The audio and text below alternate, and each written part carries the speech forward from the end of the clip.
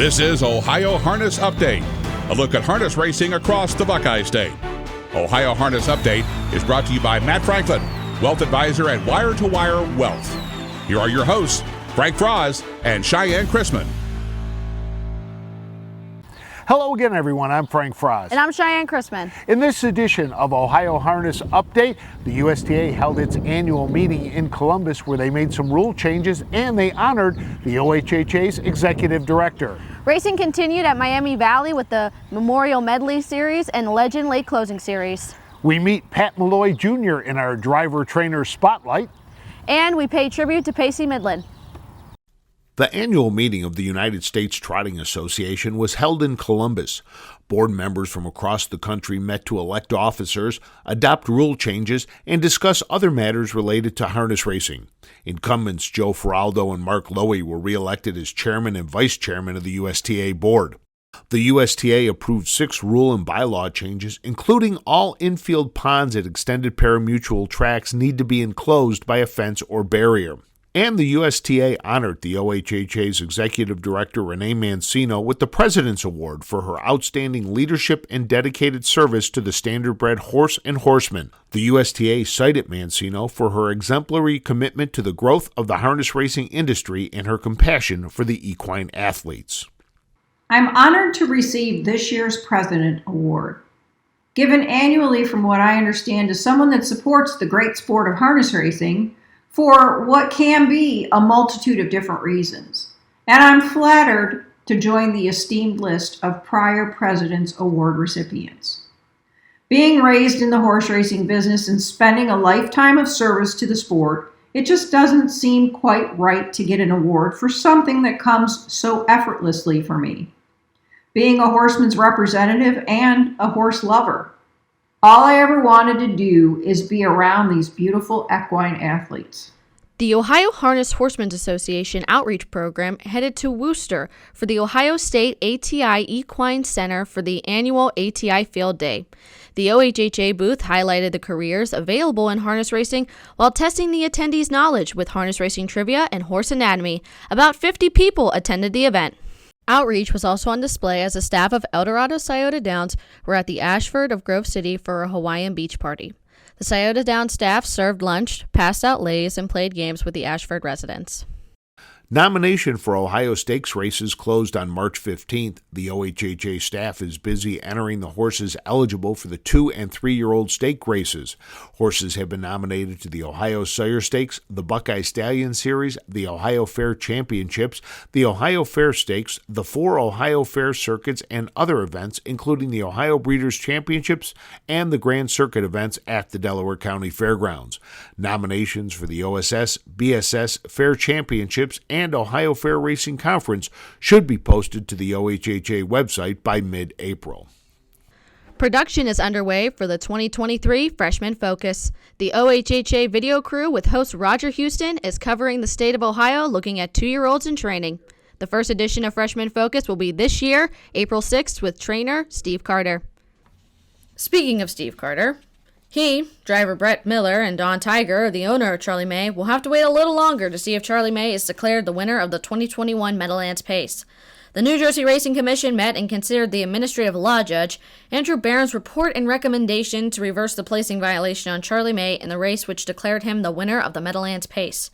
After discussing the matter, the New Jersey Racing Commission did not follow the judge's recommendation and rejected his recommendation. That means the disqualification stands and Charlie May is placed 9th. Tiger says they'll be appealing the commission's decision to the New Jersey Appellate Court. When we return, Frank has our trainer-driver spotlight, and we catch up on all the action from the tracks. With over 30 years of experience in wealth planning and a lifetime of involvement in harness racing, Matt Franklin at Wire to Wire Wealth can help you build a financial plan that addresses the unique circumstances of those involved in the horse racing industry. Whether you are investing to build wealth, protect your family, or preserve your assets, Matt at Wire to Wire Wealth will work with you through the wealth planning process from start to finish. Welcome back to Ohio Harness Update, joined now by Pat Melloy Jr. in our driver trainer spotlight for this month. And Pat, thanks for taking a few minutes with me today. How'd you get started in this business? I was raised, my folks was in the standard bred business. Now, you drive and you train. What do you Yes. like better? Probably training, less anxiety, less stress. Don't have to critique myself near as much. Are you tough on yourself after a bad drive? Tougher than anybody. Now, trotters or pacers? I like both. I like a really nice trotting horse, probably the best. How many you got in your barn right now? 15. Now, as a trainer, driver, do you ever let ego get in the way and take yourself off a horse and put somebody else on it? No, I'll take myself off in a minute. I think them younger guys, some of them can get way more out of a horse than I can, and it frustrates me, but I have to accept it. What's the best part of your job? Oh, getting up and going to the fairgrounds in the morning and nobody's around and the sun's coming up and it's quiet and it's just me and the horses and they don't talk back. What's the worst part of the job? Oh, sometimes the hours and getting tired and just dealing with stress of it. Now, you're very hands-on, I've heard. You also shoe your own horses. Yeah, I like to shoe some. If you can fix a problem, it gives you a little self-satisfaction working with them. How difficult is it shoeing horses? You hear so many of these guys saying it's tough, it's hard, it's physical. It maybe is, but once you've messed with it your whole life and you kind of got your own technique to it, it's not that bad. You just got to psychologically do it. You can't stress yourself out. Now, do you own most of your own, or do you have other? Yeah, we want to be owner-operators. Do you take other owners? Not often.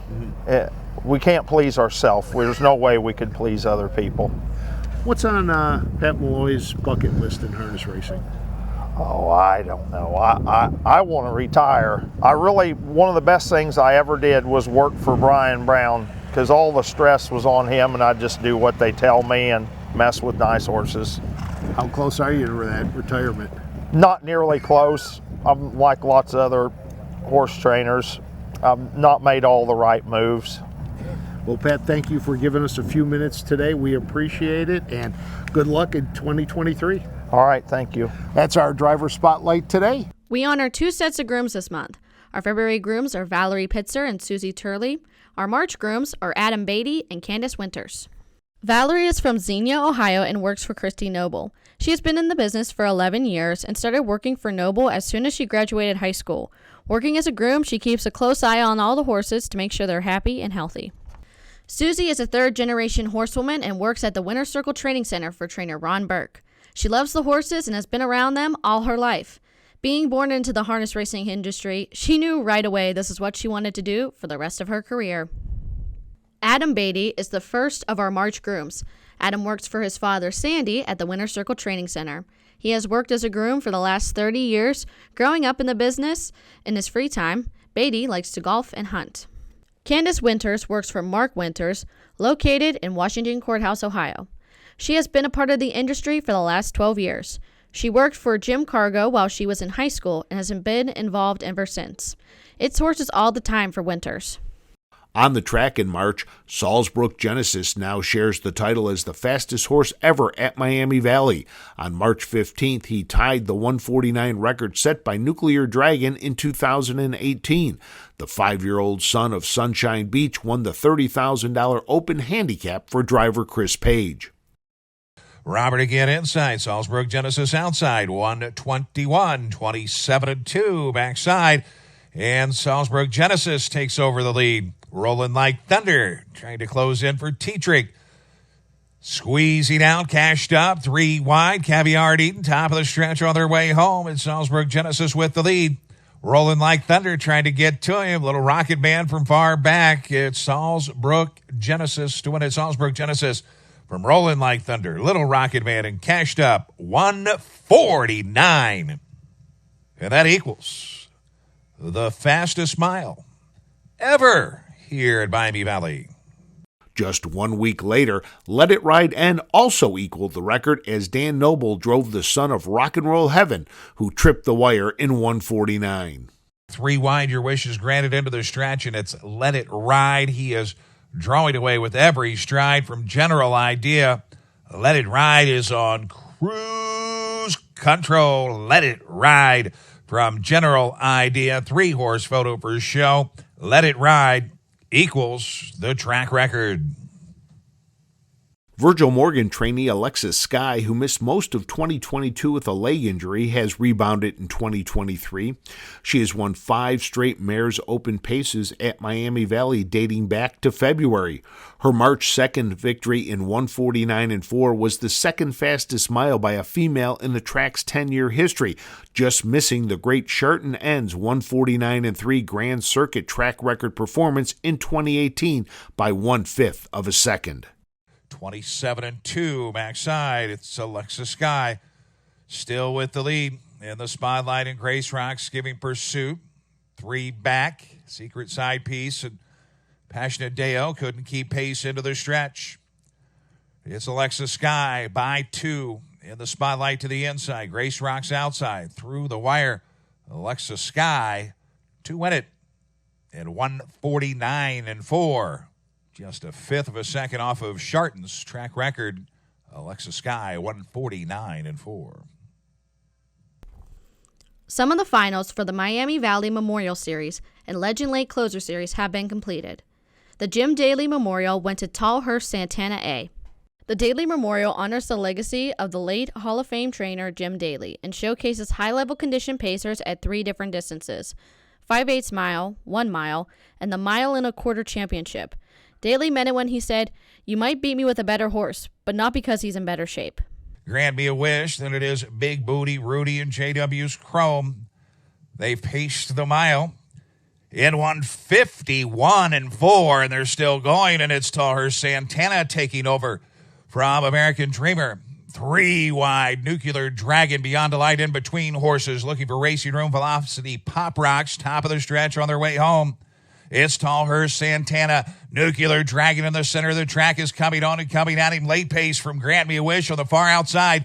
Tallhurst Santana, Nuclear Dragon, Grant Me a Wish still coming. Tallhurst Santana almost there. Tallhurst Santana to win it. In the Rave Paver Senior Memorial for non-winners of 4 parimutuel races, What's Up Cupcake with Dan Noble led the way in the $25,000 final. Racing room, 3 wide for Ready. As they come to the top of the stretch, it's still What's Up Cupcake. Kilovolt Diamond still digging for Ready, center of the track. Inside Vel Jail Bondsman through the stretch. What's Up Cupcake has opened up 2 for Ready. And Hill of a Diamond still giving chase. What's Up Cupcake draws clear to win it by 3. What's Up Cupcake takes the Ray Paver Senior Memorial 1:55.1. And congratulations to Randy Bendis, who notched his 4,000 training win with Muscle Up the Gold. Harness racing lost one of its colorful characters this month with the passing of Pacey Midland. Pacey passed away March 7th. A lifelong resident of Southwest Ohio, the Wizard was an owner as well as a renowned handicapper. Pacey bought his first horse in 1966 and over the years owned 142 horses, including Lightning Wave, who won a heat of the Little Brown Jug. His horses won 3 Ohio Sire Stakes championships and 2 in Indiana. He is remembered by his longtime friend, Roger Houston. Pacey Midland.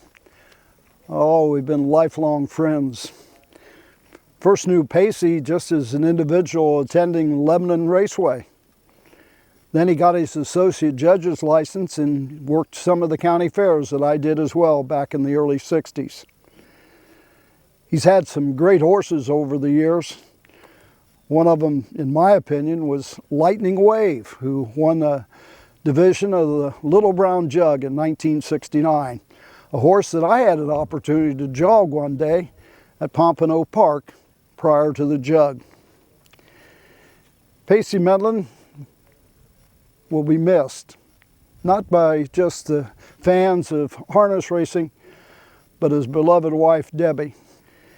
Over the years, Pacey and I had numerous handicapping battles. He would win some and I'd win others.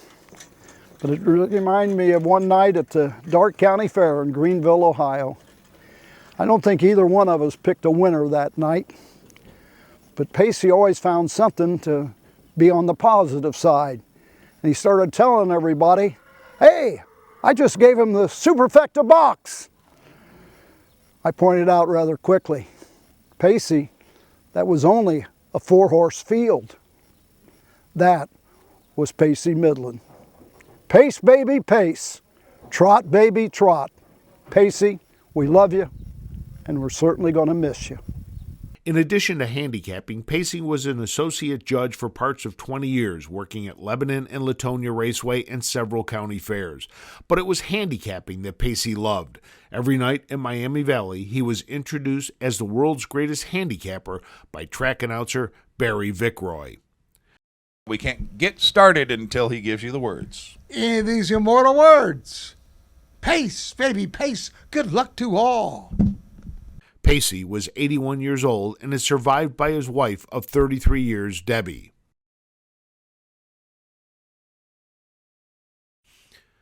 And finally, the staff of the Ohio Harness Horsemen's Association sends its condolences to the family and friends of those who have recently passed away.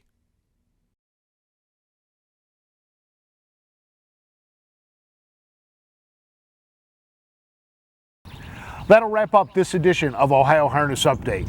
If you want to become a member, you can visit our website at ohha.com for more information. We hope to see you at a track real soon. This has been Ohio Harness Update. Ohio Harness Update is brought to you by Matt Franklin, Wealth Advisor at Wire2Wire Wealth. This has been a production of the Ohio Harness Horsemen's Association.